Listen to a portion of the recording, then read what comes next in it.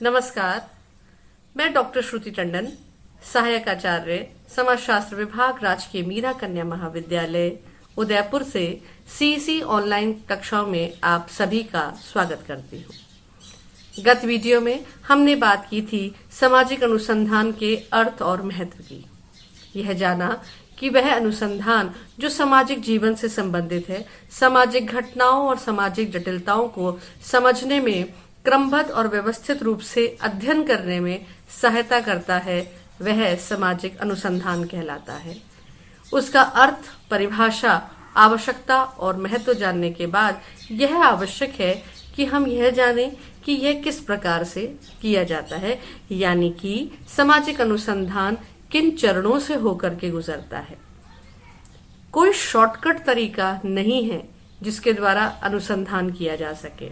और जब बात सामाजिक जीवन या सामाजिक अनुसंधान से जुड़ी हुई हो तो इसमें अधिक जटिलता देखने को मिलती है।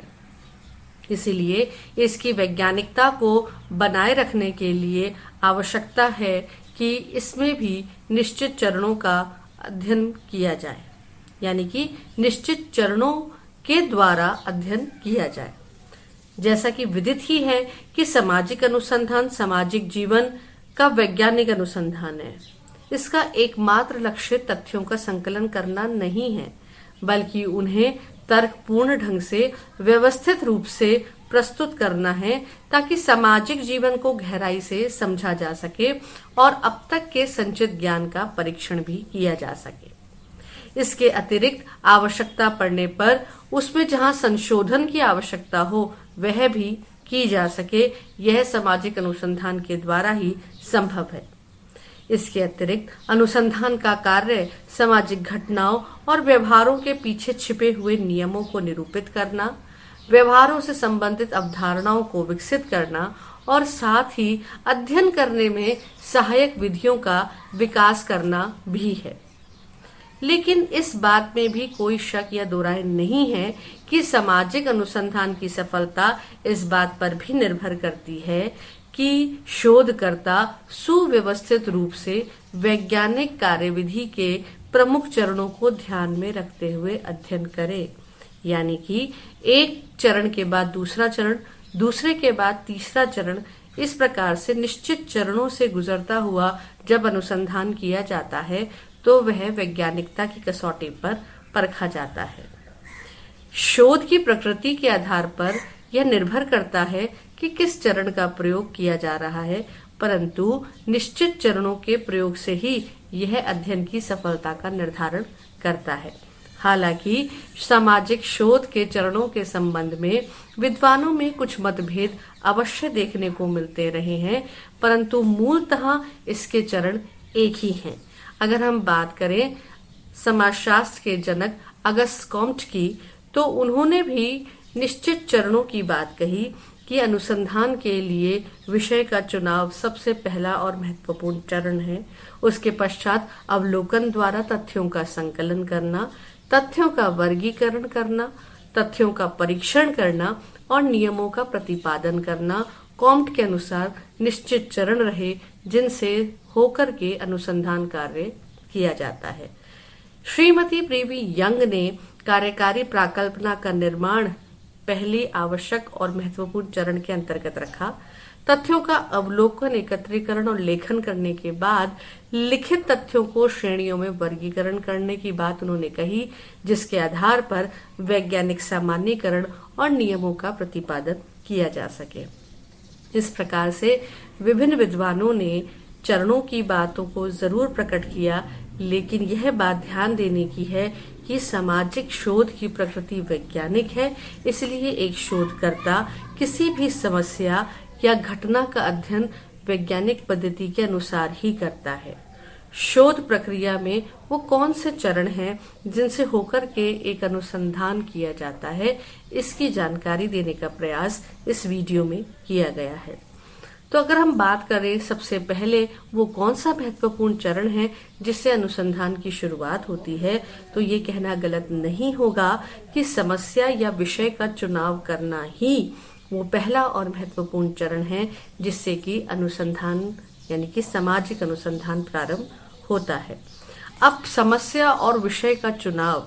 कई बातों पर निर्भर करता है, जैसे कि अनुसंधानकर्ता में विषय के प्रति रुचि या विषय को समझने की क्षमता है या नहीं। ये एक महत्वपूर्ण पक्ष है जिसके आधार पर ही उसके द्वारा यानी शोधकर्ता के द्वारा विषय का चुनाव किया जाता है अनुसंधान करने के लिए। अनुसंधानकर्ता कार्य को आगे बढ़ाने के लिए आवश्यक तथ्य एकत्रित करे, उसके पास आर्थिक स्रोत हो, यह भी आवश्यक है। तो इस बात की जानकारी भी अनुसंधानकर्ता को पहले देखनी होती है कि आगे बढ़ाने के लिए आवश्यक तथ्य, आर्थिक स्रोत उसके पास उपलब्ध है या नहीं। उस विषय का उपलब्ध व प्रविधियों से अध्ययन कर पाना संभव है या नहीं, इसकी जानकारी भी अनुसंधानकर्ता को होनी चाहिए। और यदि उस विषय पर पहले काम नहीं हुआ है, यानी कोई ऐसा विषय जिस पर अनुसंधानकर्ता अध्ययन करना चाहता है और उस पर पूर्व में कोई काम नहीं किया हुआ हो, तो यह बहुत आवश्यक है कि अनुसंधानकर्ता इस बात की जानकारी रखे कि उसके पास इतने साधन भी हैं या नहीं जिसके द्वारा वह अध्ययन को आगे बढ़ा सके। अध्ययन का विषय अधिक विस्तृत नहीं होना चाहिए, क्योंकि इससे कार्य को आगे बढ़ाना कई बार कठिन प्रतीत होता है और कई बार समय पर अध्ययन करना भी संभव नहीं हो पाता है। इसीलिए समस्या का चुनाव पहली आवश्यकता है जिसके आधार पर अनुसंधान कार्य को प्रारंभ किया जाता है। अब जब समस्या का चुनाव हो गया, विषय का चुनाव हो गया जिस पर कि अध्ययन करना है, तो ये बेहद आवश्यक है कि उसके सभी पक्षों की विस्तार पूर्वक जानकारी अनुसंधानकर्ता के पास हो। इसीलिए संबंधित साहित्य का अध्ययन अगला महत्वपूर्ण चरण स्वीकारा गया है, जिसके द्वारा अनुसंधानकर्ता उन सभी बातों की जानकारी प्राप्त कर सके जो कि पूर्व में अध्ययनों में की गई है, ताकि जो पक्ष रह गया हो उसको अधिक प्रचारित, उसको अधिक प्रखर रूप से सामने लाया जा सके। श्रीमती पीवी यंग के अनुसार अंतर्दृष्टि तथा सामान्य ज्ञान प्राप्त करने में संबंधित साहित्य का अध्ययन बहुत ही लाभकारी होता है। शोध कार्य में उपयोगी सिद्ध होने वाली पद्धतियों के प्रयोग के संबंध में भी इससे हमें विस्तार पूर्वक जानकारी मिलती है। उपकल्पना का निर्माण करना भी संबंधित साहित्य का अध्ययन करने से ही संभव हो सकता है और एक ही शोध कार्य को फिर से दोहराने की गलती से बचने में भी सामाजिक अनुसंधान के अंतर्गत संबंधित साहित्य का अध्ययन लाभकारी होता है, क्योंकि इसके द्वारा हमें यह जानकारी मिलती है या एक अनुसंधानकर्ता इस बात की जानकारी प्राप्त कर सकता है कि किसी विषय पर जो उसने चुना है उस विषय पर क्या पूर्व में अध्ययन हो चुका है, अगर हुआ है तो किन पक्षों को छुआ गया है, किन प्रविधियों का प्रयोग किया गया है, उपकल्पना का निर्माण किस प्रकार से किया गया है और जो पक्ष रह गया है उस पर वो फर्दर अध्ययन कर सके। इसकी जानकारी संबंधित साहित्य का अध्ययन करने से अनुसंधानकर्ता को प्राप्त होती है। अगले चरण में अगर हम बात करेंगे तो वह है इकाइयों का निर्धारण करना, यानी कि जब एक अनुसंधानकर्ता मोटे मोटे रूप से यह निश्चित कर लेता है कि उसकी समस्या क्या है, विषय क्या है जिस पर उसे अध्ययन करना है, और संबंधित साहित्य का अध्ययन करने से वह उस विषय के प्रति अंतर्दृष्टि प्राप्त कर लेता है, तो अगले चरण में यह आवश्यक हो जाता है कि वह निश्चित इकाइयों का निर्धारण करे जिस पर उसे अध्ययन करना है। और इकाइयों का निर्धारण करते समय इस बात का विशेष रूप से ध्यान रखना चाहिए कि वह इकाइयां अध्ययन से संबंधित हों, यानी अध्ययन के उद्देश्य से संबंधित हों और संपूर्ण समग्र से संबंध रखने वाली हों। इकाइयों का अर्थ स्पष्ट हो जाने का तात्पर्य होता है अध्ययन का लक्ष्य और क्षेत्र भी एकदम स्पष्ट हो गया है। इसके पश्चात अनुसंधानकर्ता आसानी से इस दिशा में अध्ययन कार्य प्रारंभ कर सकता है। और जैसे ही अनुसंधानकर्ता इकाइयों का निर्धारण करते अध्ययन को आगे बढ़ाने का प्रयास करता है, तो अगला चरण उसे जो देखना होता है, समझना होता है या जिसमें बढ़ना होता है, वो होता है प्राकल्पना का निर्माण करना, फॉर्मुलेशन ऑफ हाइपोथेसिस करना। अपने शोध विषय के संबंध में पहले संबंधित साहित्य का अध्ययन करा उसने और अपनी जानकारी एकत्रित करी, यानी प्राथमिक ज्ञान प्राप्त करा उसने, तो उसके पश्चात शोधकर्ता प्राथमिक ज्ञान के आधार पर एक ऐसा सामान्य निष्कर्ष बनाता है जो उसके शोध का आधार बनता है,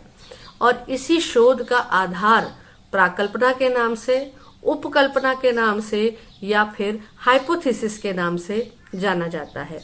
यह शोधकर्ता के कार्य को दिशा प्रदान करती है ताकि वह इधर उधर ना भटके, और अनुसंधान के द्वारा इसे सही या गलत प्रमाणित करने का प्रयास किया जाता है।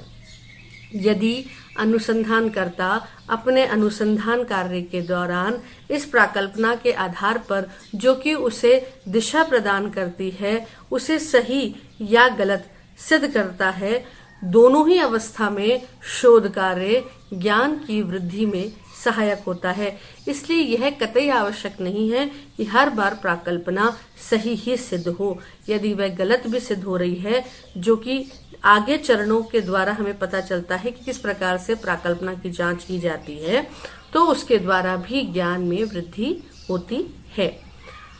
अगले चरण में हम बात करते हैं सूचना के स्रोतों और अध्ययन के उपकरणों और विधियों के निर्धारण के बारे में। अनुसंधानकर्ता जब प्राकल्पना का निर्माण करता है तो प्राकल्पना की जांच करने के लिए कि वह सही है या गलत है, उसे सूचना को संकलित करना होता है, तथ्यों को एकत्रित करना होता है, और सूचना को या तथ्यों को प्राप्त करने के दो प्रमुख स्रोतों का उल्लेख किया गया है जिनके आधार पर एक अनुसंधानकर्ता जानकारी प्राप्त करता है। पहला है प्राथमिक व क्षेत्रीय स्रोत और दूसरा है द्वितीयक स्रोत, जिसके अंतर्गत हम जो पूर्व में किए गए अध्ययन हैं जिन्हें हम रिकॉर्ड्स में, पांडुलिपियों में, रिपोर्ट्स में देख सकते हैं, उसके आधार पर जानकारी प्राप्त करते हैं। और प्राथमिक व क्षेत्रीय स्रोत के अंतर्गत अनुसंधानकर्ता स्वयं क्षेत्र में जाकर के लोगों से मिलकर के उस विषय से संबंधित जानकारी प्राप्त करता है, जिसे प्राथमिक व क्षेत्रीय स्रोत की श्रेणी के अंतर्गत रखा जाता है। सूचना प्राप्ति के स्रोतों का पता लगा लेने के बाद शोध समस्या यानी कि वो विषय जिसका चुनाव किया गया अध्ययन करने के लिए, सूचना दाता जिनसे उत्तर प्राप्त करने हैं, और क्षेत्र की प्रकृति यानी कि उसकी भौगोलिक सीमाएं क्या हैं, आर्थिक सीमाएं क्या हैं, उनके आधार पर यानी उन्हें ध्यान में रखते हुए ऐसे उपकरणों और प्रविधियों का चुनाव किया जाता है जिससे प्रामाणिक व वस्तुनिष्ठ तथ्य एकत्रित किए जा सकते हैं। यानी कि निश्चित उपकरण और विधियां अनुसंधानकर्ता के द्वारा तभी संभव है प्राप्त करनी जब वह शोध के विषय को चुनाव कर लेता है और उसके पश्चात वह उसकी सूचनादाताओं की और क्षेत्र की प्रकृति को ध्यान में रखता है। जैसे कि अगर उत्तरदाता दूर क्षेत्रों में बिखरे हुए हैं और उनसे अध्ययन करना है, उनसे जानकारी प्राप्त करनी है किसी विषय के बारे में, तो अनुसंधानकर्ता प्रश्नावली के द्वारा यानी डाक द्वारा प्रश्नावली प्रश्नों की सूची बना करके उन्हें भेजता है। उनसे एक निश्चित प्रक्रिया के दौरान उत्तर प्राप्त करने के लिए उनसे संपर्क स्थापित करता है और इस प्रकार से अध्ययन को आगे बढ़ाता है। जब फेस टू फेस अध्ययन करना संभव होता है तो साक्षात्कार का प्रयोग किया जाता है।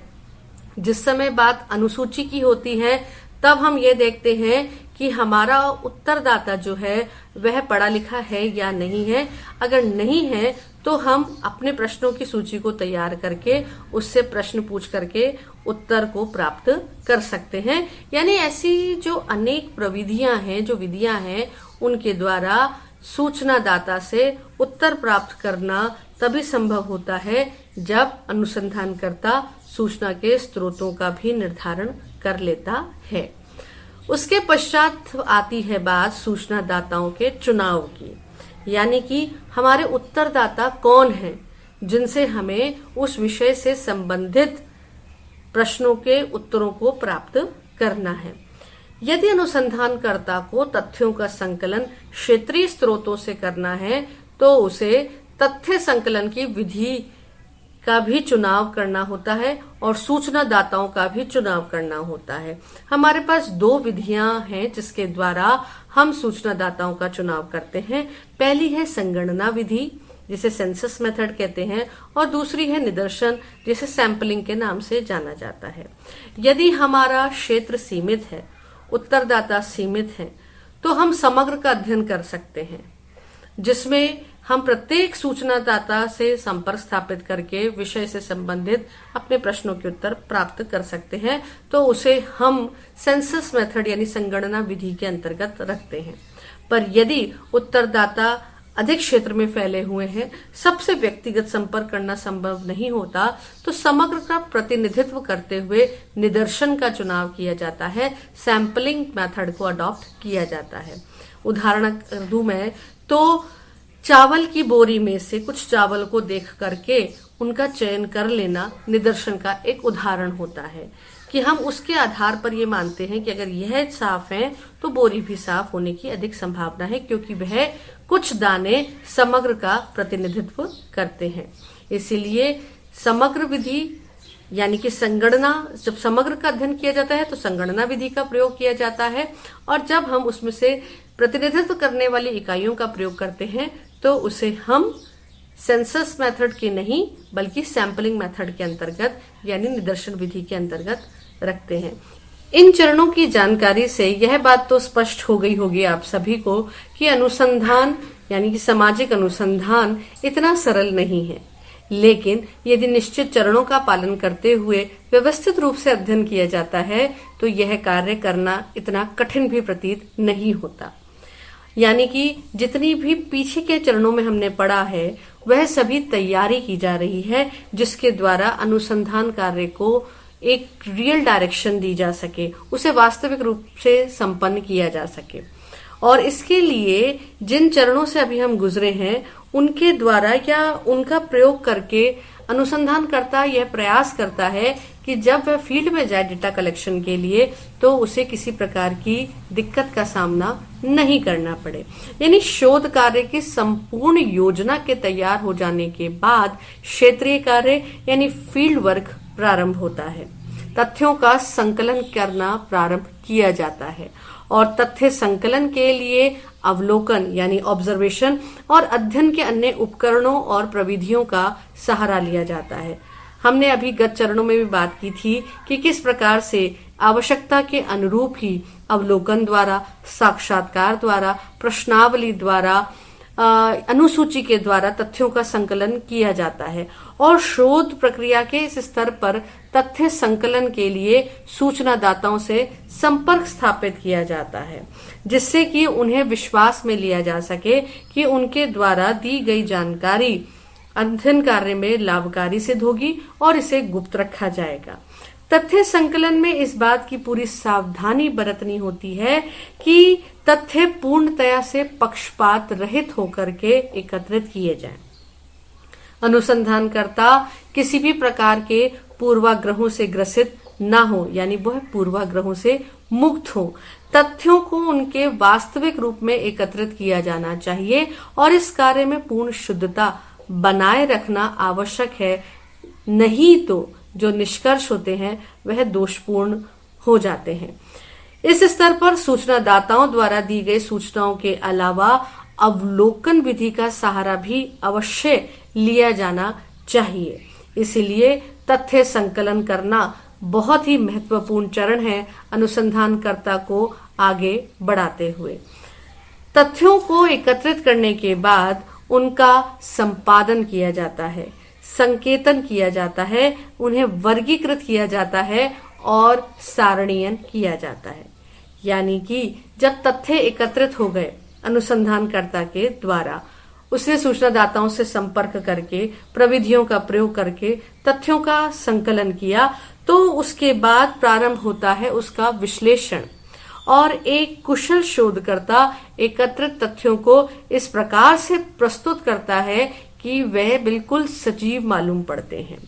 इसके लिए वह सर्वप्रथम तथ्यों का संपादन करता है, उनकी एडिटिंग करता है। यानी विभिन्न प्रविधियों द्वारा एकत्रित तथ्यों की जांच की जाती है, उनकी कमियों को दूर किया जाता है, असंगति को दूर करके उन्हें स्पष्टता दी जाती है। और इस स्तर पर जो भी अनावश्यक यानी कि जिनकी आवश्यकता नहीं होती, इस प्रकार के तथ्यों को हटा दिया जाता है। यानी तथ्य पूरे हैं या नहीं है, तथ्यों में कोई विरोधाभास तो नहीं है, निदर्शन में एक रूपता का पालन किया गया है या नहीं, कुछ इन बातों का ध्यान किया जाता है। यानी संपादन के द्वारा जो भी ऐसी चीजें हैं जो कि अध्ययन कार्य की एक रूपता को लाने में सहायता नहीं कर रही हैं, उन्हें हटा दिया जाता है। इसके बाद बात होती है संकेतन की, जिसे कोडिंग के रूप से जाना जाता है। यानी उत्तरों को, जो भी उत्तर हमें सूचना दाताओं से प्राप्त हुए हैं प्रश्नों के आधार पर, उन्हें अर्थपूर्ण श्रेणियों में बांटने की प्रक्रिया प्रारंभ होती है,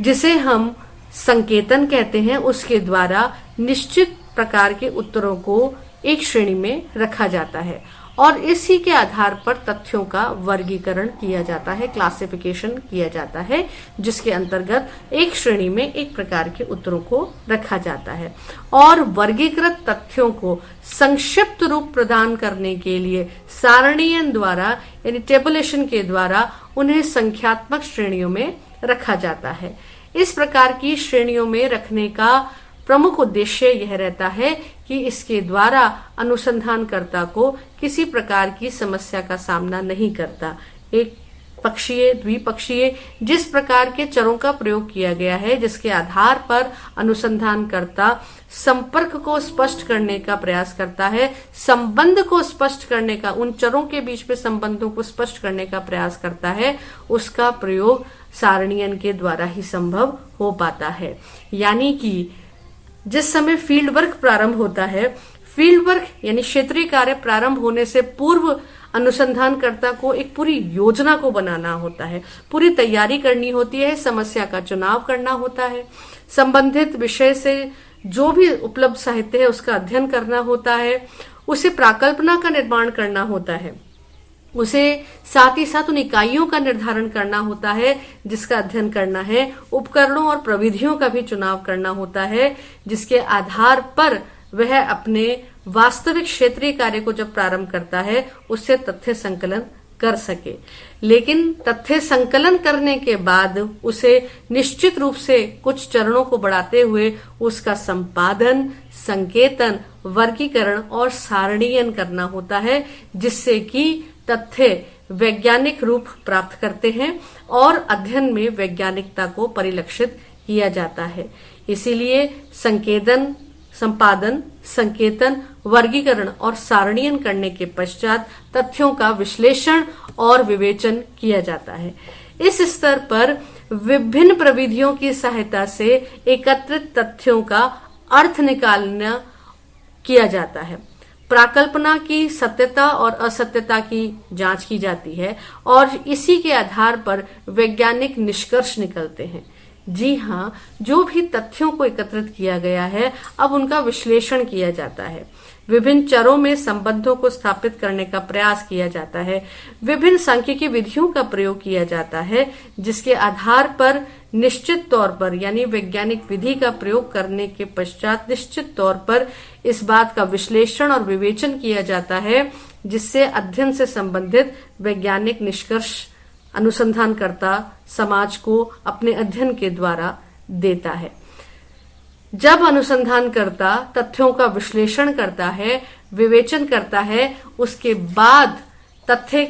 सामान्यकृत होकर के एक नियमों को रूप में या नियमों का प्रतिपादन करते हुए दिखाई देते हैं, जो कि अनुसंधानकर्ता की समाज को देन होती है, जिसके आधार पर ही उसके अध्ययन को वैज्ञानिक माना जाता है। जी हाँ, अगर हम ये कहें कि सहज संबंध जो कि तथ्यों के विश्लेषण और विवेचन से प्राप्त होते हैं, उन्हें सामान्यकृत किया जाता है। यहाँ वैज्ञानिक निष्कर्षों पर सिद्धांतों का प्रतिपादन किया जाता है। तथ्यों के विश्लेषण और विवेचन के पश्चात जो निष्कर्ष निकलते हैं वे बेहद ही संक्षिप्त होते हैं और शोधकर्ता इन नियमों के आधार पर समाज को सामान्यीकृत कर अपना अध्ययन देता है और उसी के आधार पर ही उस अध्ययन की वैज्ञानिकता की पुष्टि होती है। सामाजिक अनुसंधानकर्ता यहां तक जो अपने अनुसंधान के चरणों को एक के बाद एक आगे बढ़ाता हुआ आता है,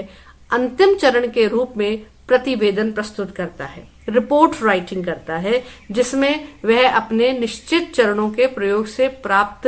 तथ्यों को प्रस्तुत करता है और अध्ययन की सफलता भी इसी बात पर निर्भर करती है कि उसके द्वारा दिया गया निष्कर्ष समाज में योगदान देता है, क्योंकि वह वैज्ञानिक निष्कर्ष के रूप में सामने आता है। इस प्रकार से सामाजिक अनुसंधान निश्चित चरणों से होकर के गुजरता है और उसके द्वारा प्राप्त ज्ञान, सामाजिक अनुसंधान के द्वारा प्राप्त ज्ञान सामाजिक जीवन की गहराई को समझने में सहायता करता है। इस वीडियो में यही दिखाने का और यही बताने का प्रयास किया गया है कि अनुसंधान निश्चित चरणों से होकर के गुजरता है, इसका कोई शॉर्टकट नहीं होता है और इसीलिए यह प्रक्रिया महत्वपूर्ण होती है। इसके द्वारा प्राप्त निष्कर्ष समाज के लिए लाभकारी होते हैं और इसीलिए ही सामाजिक अनुसंधान को न सिर्फ समाजशास्त्र में बल्कि सामाजिक जीवन में बहुत ही महत्वपूर्ण स्थान दिया गया है।